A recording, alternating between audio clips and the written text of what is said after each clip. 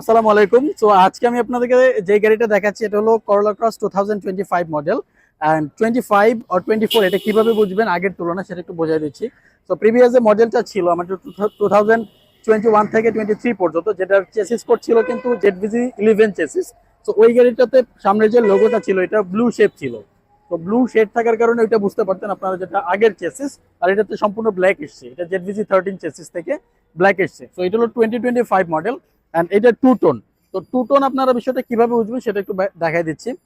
তো নর্মালি যে গাড়িগুলো থাকে এটার লুকিং গ্লাসটা থাকে body colour, like pearl colour হলে পার্ল কালার, আর ব্ল্যাক কালার হলে তো ব্ল্যাক, অ্যান্ড সিমেন্ট গ্রে হলো সিমেন্ট গ্রে, রেড হলে রেড। অ্যান্ড এই যে গ্রিলটা, এই গ্রিলটাও কিন্তু বডি কালার থাকে, বাট এই পার্টিকুলার ইউনিটটা কিন্তু টু টোন বলা হয় বিকজ অফ এটা বডি কালার হলো পার্ল অ্যান্ড এই গ্রিলটা অ্যান্ড লুকিং গ্লাসটা হলো গিয়ে ব্ল্যাক। তো এই জন্য মেনলি এটাকে টু টোন বলা হয়। তো টু টোন সব কালারেই হতে পারে, যেমন গ্রে কালারে হতে পারে, রেড কালার হতে পারে, পার্লে হতে পারে। সো এই পার্টিকুলার ইউনিটটা হলো টু টোন। সো টু টোনের ডিফারেন্সেসটা আপনাদেরকে বোঝালাম। অ্যান্ড 2025 আর 2024 মডেল কিভাবে চিনবেন সেটাও দেখাইলাম আর কি। অ্যান্ড পেছন থেকে দেখার আউটলুক দেখে আরেকটা বোঝার অপশন রয়েছে, সেটাও আমি আপনাদেরকে দেখাচ্ছি। সো 2024 মডেল যেটা ZVG13 চেসিসে আসছে, সেটার সামনে হলো ব্ল্যাক কালার লোগো থাকবে অ্যান্ড পেছনে ACV লেখা থাকবে।